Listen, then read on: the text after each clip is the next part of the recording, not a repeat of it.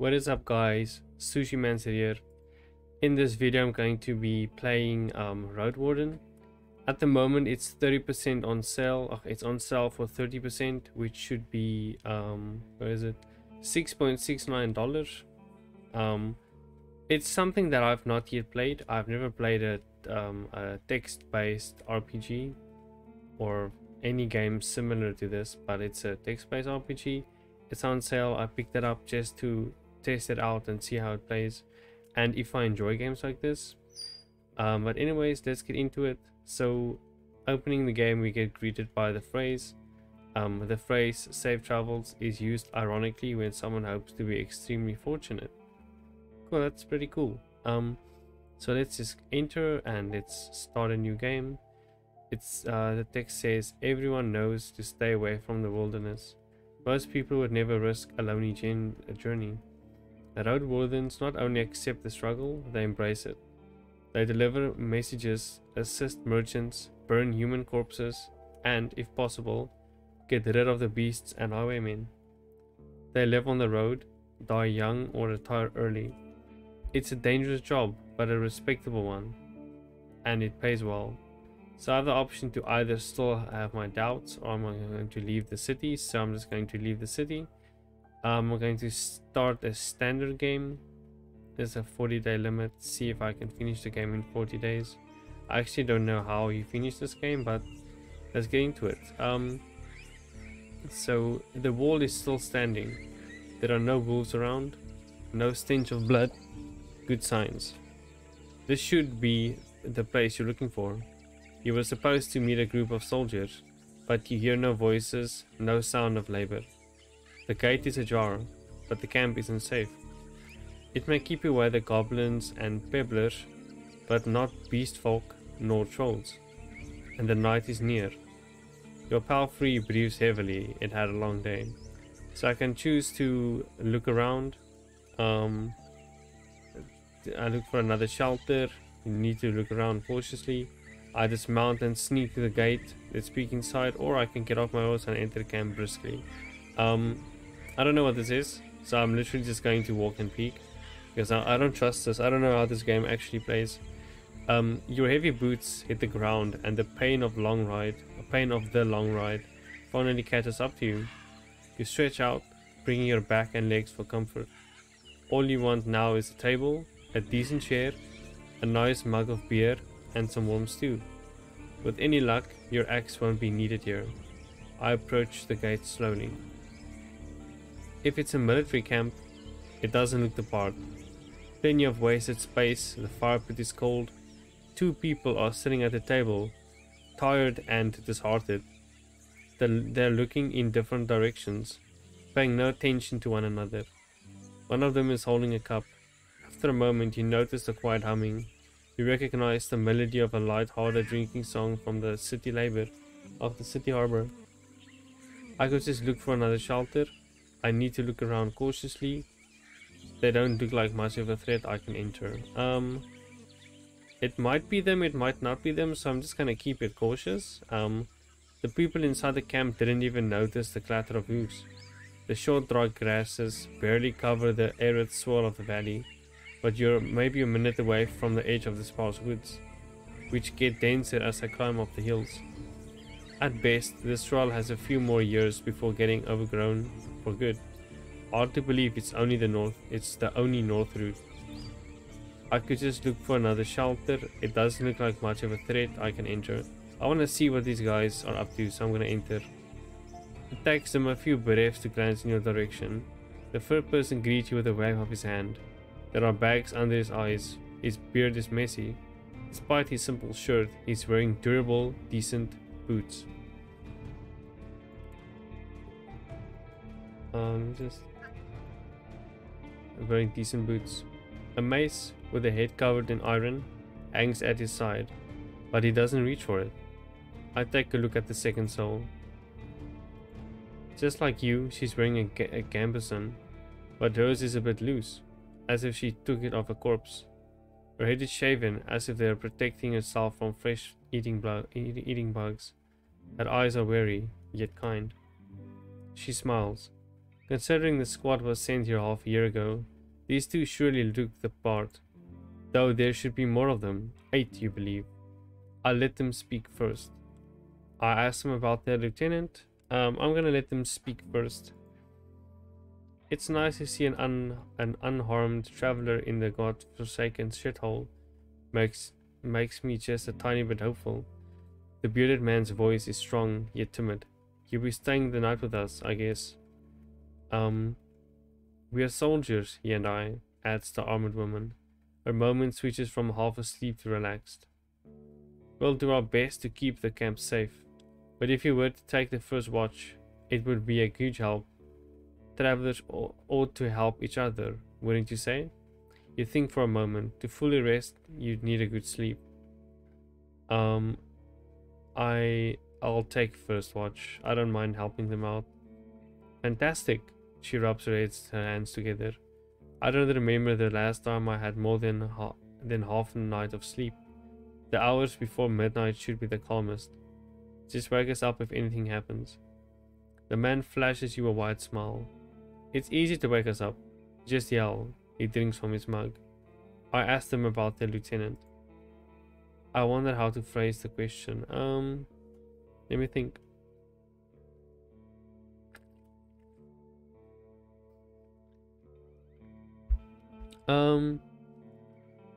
I'm going to be friendly, maybe playful. I'm sure you're busy. Oh wait, I'm sure you're busy, so if I could just introduce me to your lieutenant. So let's just ask the question. The armored soldier spares you a polite smile. Next time, schedule a meeting. This place gets really crowded these days. She stands up. She pays little attention to the sword at her side. So I think they're not I think they're not like threats whatsoever. I think they're just trying to play it safe and like stay alive, I guess. I figured you aren't here on a walk. I figured you aren't here on a walk. Let's say it's me you need to speak with. Are you a messenger? Did you lose your mount? Or are you looking for help? I'm your new Roadwarden. My horse is waiting outside. Really? The soldier in his shirt leans forward. That explains how you got in one piece, all by yourself. Better bring your beast here, adds the lieutenant. We have no hay, but I bet it dreams of dropping its saddle. A long pause. I'm Tulia, by the way. She reaches out her hand.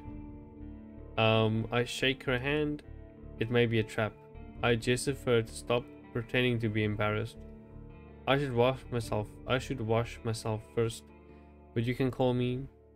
I'm just gonna go with sushi and soaps. Sorry about that. The lieutenant stands with her hand out, but then raises her arms with an awkward smile. Of course, just keep your horse away from the tents. She steps away. We don't need to smell its dung. We should also prepare for the night. The soldier in the shirt also rises to his feet. We've no tent to spare. You'll have to use a blanket or something. I should get used to sleeping on the ground anyway. I'll say that's fine. A blanket is fine. You walk through the gate. Your mount looks around, snorts anxiously. Not many humans could ride a horse. If it's not only taller than you, but also bulky, as heavy as it is strong.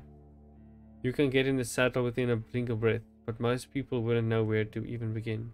From one side, it's a wall of flesh. Horses were brought to the dragonwoods from the conquest in the south. They can trot for a long time, but won't outrun some of the local monsters. Your palfrey needs you to survive, but without it, you would be lost too. It's my only companion here. I wanted to feel at ease. I don't care how it feels, but it needed to be strong if I want to travel, and I can't afford another one. I'll just say I want my companion to feel at ease. It takes a few steps backward towards you, scolding you with another snort. You scratch the bottom of its neck, with strength and confidence, just the way it likes it. Humans see useful animals and even pets as monsters in disguise. Getting emotionally attached to them is believed to lead humans to their doom. but you know the horses need companionship. I speak to it gently and lead it to camp. You end up next to the fire pit. Removing the saddle makes the horse snicker with relief. You take a couple of minutes to examine its back, just in case, while the riding equipment is not that heavy for such a strong animal. With enough time, it starts to chafe. You wish it had something better to eat in this scrappy sand of the shabby grass. You should look for an inn. I need to unpack. You haven't brought that many things, and you lost one of the sacks while fleeing the crimson corpse eaters. Worst of all, you should have no rope. But maybe the soldiers should share one. Shouldn't cost more than a dragon bone. Aside from the travel set, you own a few valuable possessions, especially for trade. So I think here I choose classes. So I have a fighter. I spent my savings on decent combat equipment. I have a fine gambeson, an axe made of steel, and a reliable crossbow with quarrels. Then mage, I have a talisman that helps me use my powers, as well as an iron axe and a worn gambeson. And then scholar, I carry writing instruments and alchemic ingredients, as well as an axe, a worn gambeson, and a healing potion. I want to be a mage. I'm never a mage in games, so I'm gonna be a mage.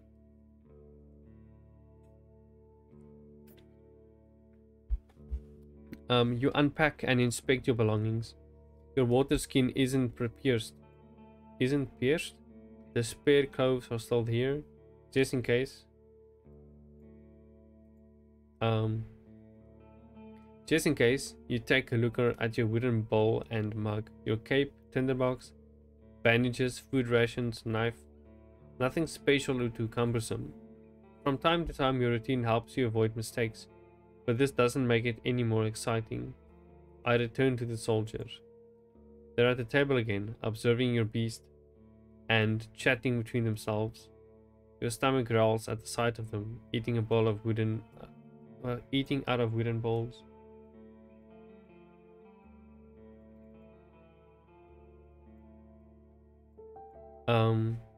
One more bowl was put at a previously unused end of the table. You can sit down on the tree log. I join them and take a look at the meal. I thank them for the meal, but I don't want to eat with them. I sit down and ask Tulia what she can tell me about this area. I completely ignore the meal. I sit down and speak to Tulia. I think these guys are chill, so I might as well just enjoy the meal with them. I'm gonna join them and take a look at the meal. It's a cold gruel with a meal eaten in times of hardship. This sorry.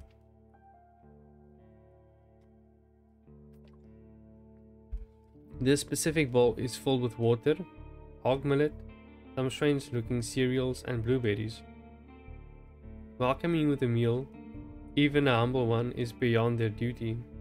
Soldiers live with and for their companions, constantly on the move from one part of the realm to another, making sacrifices to protect the group as they face dozens of hideous creatures. Their lives are filled with discipline, hardship, and camaraderie. Roadwardens, on the other hand, learn how to work by themselves. They seldom engage in open combat, patrolling the same roads for years. They help the settlements stay in touch, but also maintain commerce, settle down, forge friendships. When there are no laws to follow, they use their own judgment. Different responsibilities, different lifestyles. I eat quickly, not focusing on the taste, then speak with Tulia. She's focused and chooses her words carefully. She looks away only when she gathers her thoughts. I'm afraid I can tell you less than I would like to, and less than I should. What? I'm afraid I can tell you less than I would like to, and less than I should. She nods towards the other soldier. As you can see, there's not a lot of us. At the beginning of summer there were 8 of us, including our previous lieutenant. 5 are dead, 1 has run away in tears. We are also strangers in the land, adds her companion. Any piece of information may help me do my job. The man leans forwards. His legs shake nervously. He sounds like a kid asking a bard to sing one more story, tell a joke, or do a magic trick. Whatever it takes to escape from boredom. His untrimmed beard hides a much younger face than you would originally thought. Which you originally thought. What did the officials tell you? I expect not that much. No soul govern these lands. I share what I consider to be relevant, or what I've discussed with the officials should stay between us, between me and them. I'm gonna go with that and not share too much information.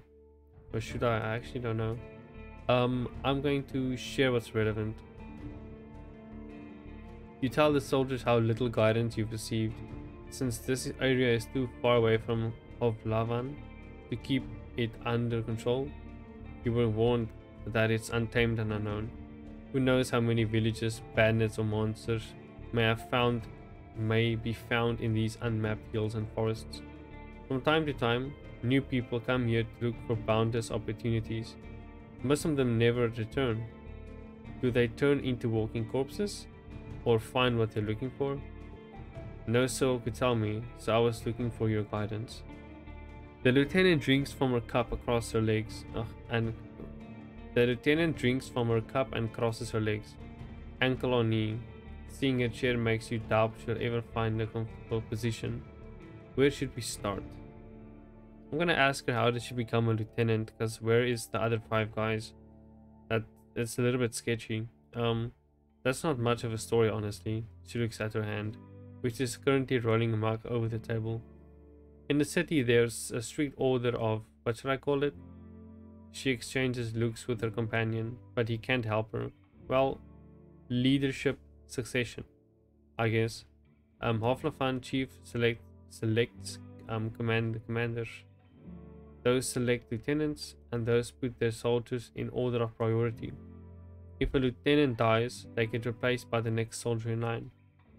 So you were his successor. I think she got this position because she was a successor and the previous guy died.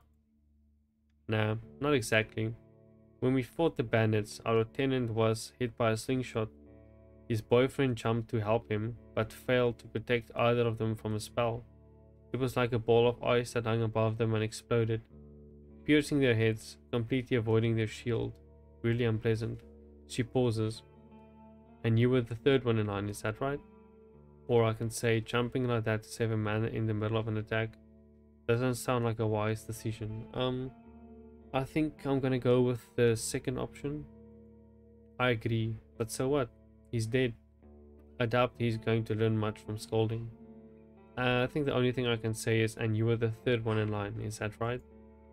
And Julia is saying, basically, yeah. She says without enthusiasm. I didn't plan to become a leader, though. I'll get demoted once you return to the city. I prefer to follow anyway. What should I know about the peninsula? Any ideas what happened to the previous Roadwarden? I've lost my rope. Could you spare one? I think I'm gonna ask for a rope and see what other dialogue I get. She says, you're in luck. She heads towards one of the crates and moves aside a large linen sack, revealing a rope. She brings it back and nonchalantly sits down on her chair. Take it. I was planning to leave it behind. I take a closer look. Okay. I take it and offer some food in return. That's fine. Tulia leans forward and rests her forearms on her thighs, looking down with clasped hands, then meets her eye. I'd normally refuse, but we need some decent food. Every day I'm searching through our groats, looking for worms and putridity. We forage, but it's not a great spot. Some food rations will brighten up a foggy day. For now, you leave the rope on the table. Any ideas what happened to the previous Roadwarden? I also want to know that. Tulia takes a deep breath. Aren't you a bit late for a rescue mission? We haven't heard from him for almost half a year. The soldiers speak for a bit between themselves, trying to get their story straight. They confirm that he had stopped by their camp a few times, but stopped showing up at all in early summer.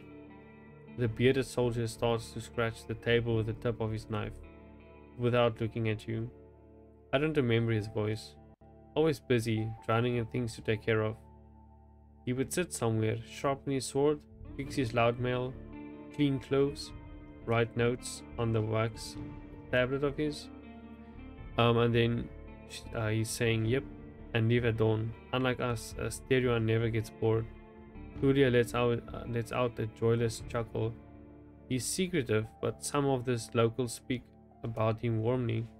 Maybe he just doesn't like us. Um, Sounds like you're not sure if he's dead or not. I'm gonna say, if anyone knows, they won't tell us. Maybe someone is keeping him in a basement. The man carves with passion. We haven't seen him yet. We haven't seen him or his Saurian. Something ate them, I bet. The officials have hired you, right? They don't expect him to return. Richer Roadwardens often use four-legged, meat-eating saurians as their mounts. They have to be tamed and trained since they're hatching. But unlike horses, can easily defend themselves from many monsters. At least your palfrey is fast and reliable, and you won't suddenly sink its teeth into an innocent passerby. Do you know what he was looking for? Maybe he left you a message? Talking about the previous Roadwarden. Neither one of us had any insight into the dealings, says Tulia. My predecessor left me no clues. We also took a look at Asterion's stuff. Wait, she raises her open palm. I almost forgot. She stands up and heads to a nearby tent. He has kids in a village near Hovlavan. I was planning to take all of his things there. A pouch, a second spear, a decent bow, some potions. Quite a treasure. She glances at you. But I would much prefer to bring them the truth about their father. So you want me to find out what happened to him in exchange for his stuff? Here's the catch. She dusts off the hilt of her sword. We've hired a messenger to ask Commander for further order.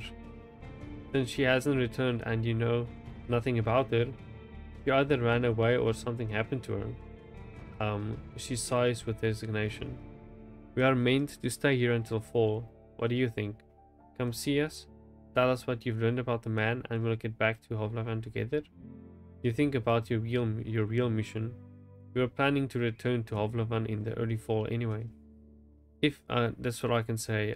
If he's alive, I don't think he's going to be happy about me taking away all his possessions. True, but he's considered dead. I doubt he'd begrudge you anything. And who knows? You might just find his shell lying on the roadside tomorrow. He wears mail, uses a spear, mostly. Maybe 5 feet tall, but stout. Long red beard, short hair, pale face, rarely smiles. She glances at her companion, but after he adds nothing, she sits down and stretches out her legs. So find out what happened to him, dead, alive, left, just let me know. I want to know what happened to their squad. The man shrugs. Badness happened, and monsters. A strong band though, his companion chips in, Mrs. Tulia. When we get to the peninsula in spring, we saw some people living in the camp. The lieutenant decided to avoid it and look for an inn. We had to travel through the night for a bit. The bearded soldier scoffs and crosses his arms, but she carries on. If he had decided otherwise, we would all have died that way. The innkeeper explained that the camp is a trap, that the armed ones pretend to be soldiers. They stay there at night, lose everything you have. Sounds like slave hunters. Tulia sighs. Very much so. They killed some and took others away. Who knows where? They were letting the northerners go, hoping to avoid their wrath. It kind of worked, adds the soldier. We asked them for help, but they refused. We had to clear the entire camp on our own, and that's why 3 of our people died. Don't exaggerate. It's not like the lieutenant didn't make a mistake. He wanted to get rid of them and take over the camp, but we didn't know our enemy well enough. We were outnumbered, and they had an ice mage among them. She looks at you. At least we cleared the road. Saved lives. You mentioned monsters as well? Nothing that would surprise you. Those of us who survived the skirmish were young. Too inexperienced to spend the summer in this place without a good leader. and they didn't trust me. One of them got caught by a treant. Another one ignored my orders to perform some sort of a ritual hunt. So a werebear tore her to pieces. The last one tried to act tough. Didn't tell us that he had cut his hand while cleaning his gambeson. She lets out a ghastly chuckle. We had to cut it off, and he was so ashamed that he decided to walk north, find a new life, disappear. Idiot. What a colorful journey. The man tries to drink from his mug, but it's empty. You've made this place safer, I say. Barely. Julia seemed tired, and who knows if it was worth the lives and effort. Because I will need to ask them about the peninsula before I can continue. I'll tell you what I know. You'll be the judge, says the lieutenant. How long did it take you to get here from the city? On a decent palfrey, I guess it would be 3-4 days. When you confirm, she continues. So I'll probably say yes. From here you can reach the coast in about a day, as long as you don't make any stops. Do you know the situation? Why no ships can get here? You nod. The sea route allows Hoflavan officials to keep in touch with the coastal villages, collect taxes, move the soldiers, collect lumber, deliver goods. But maintaining order on a wild coast such as this one is like filling the ocean depths with coins. Because of the rocks, you can hardly stop a ship 5 miles from shore, and boats can't get much closer. She nods.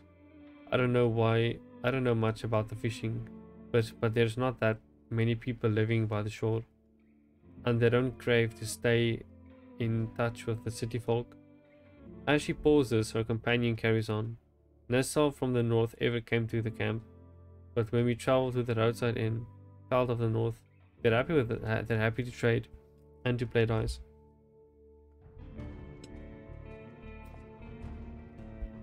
Why not just stay at one of the settlements? I ask.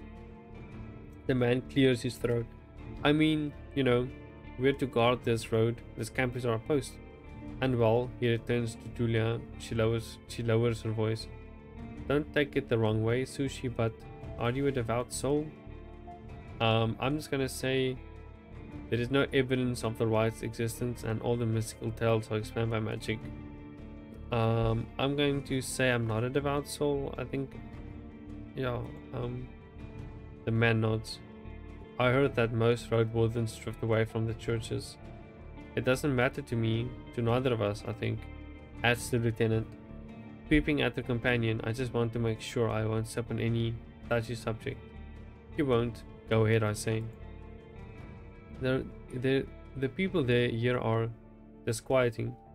Every few words she taps the table with her finger. Their traditions won't help them negotiate with the officials here. She starts to draw lines with her index finger as if she's pointing at an invisible map. The peninsula is connected with roads, like a big circle. In the northwest, you'll find a weird village at a bog. It's not exactly pagan, I don't think. It even has a priest who claims to be Emerite. You nod, sorry. She means a fellowship.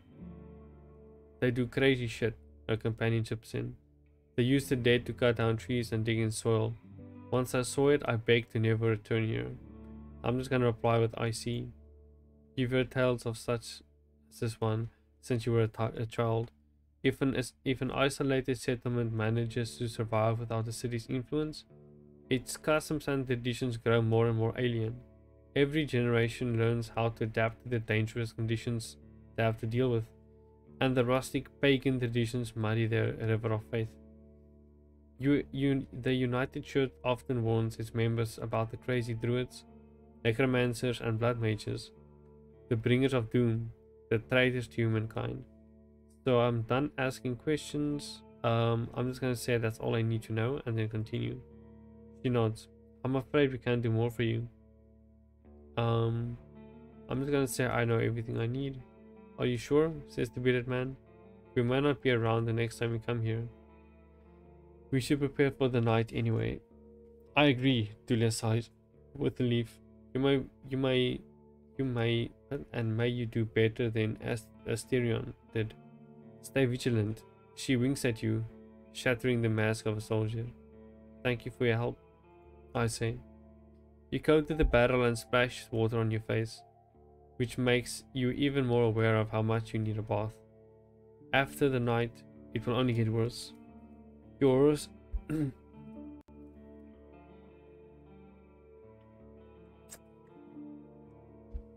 Your horse is already napping, still too anxious to lay down. I prepare for my watch. The soldier in the shirt is eager to guide you. Just observe the area. Just observe the area. There's plenty of griffins around, though they won't try to jump over the palisade. Probably. Better watch out for the apes. They climb up and carry out any food they can find. If there's this one, and there's this one really loud Burial that keeps smelling the wall, though it has never tried to get in. He points at a gate. The lieutenant and I will block the entrances. They're quite heavy, so if anyone comes here looking for shelter, better call us to help you out. And if this someone is being chased by wolves or anything, better throw them the rope instead. He scratches his head. If it gets cold, feel free to make a fire, and best place is on the watchtower. You may want to put a blanket there, and the best place is on the watchtower. You may want to put a blanket there or something. The watchtower? He gives a long puzzled look. Oh, here. He points at the pile of crates. Just climb up to the tallest one.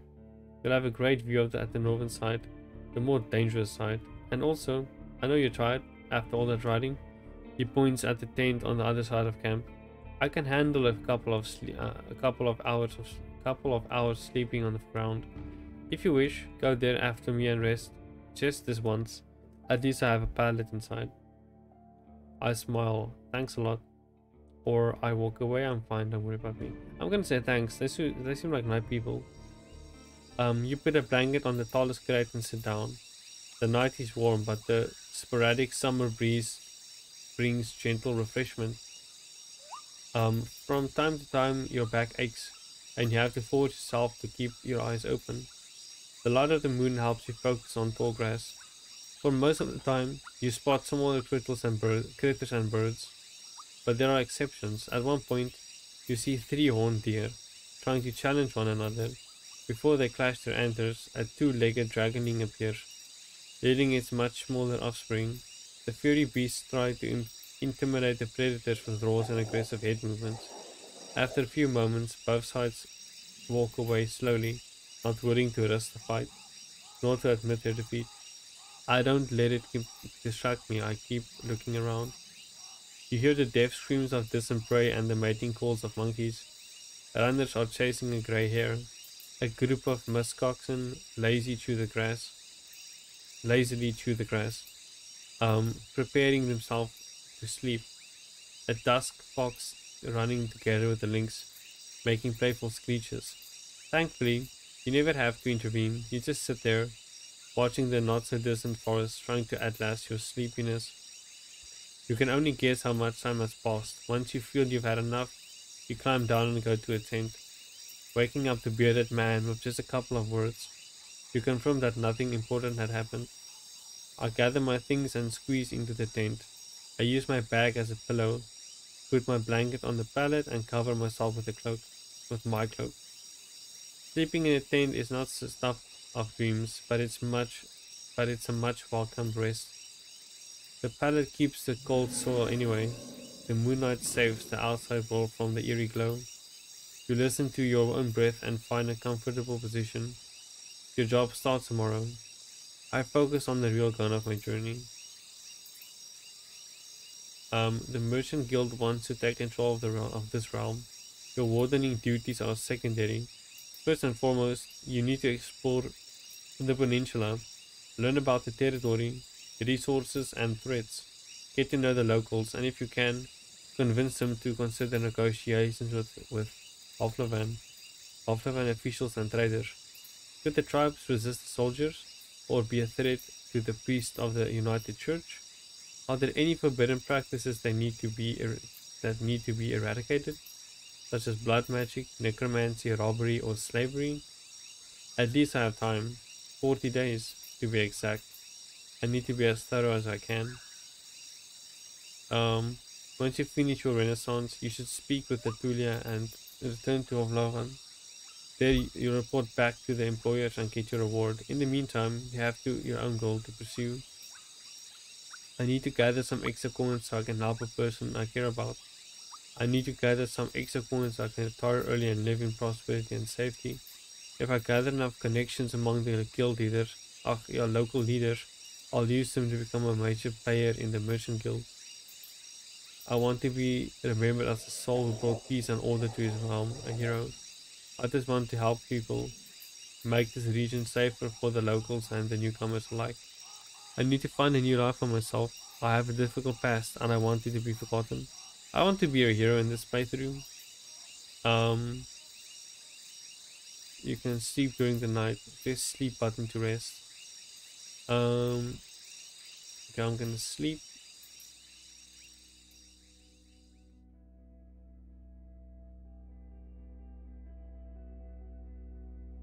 You take a look at your amulets. For most people, that would be nothing more than trash, but you wouldn't sell them for a pouch of dragon bones.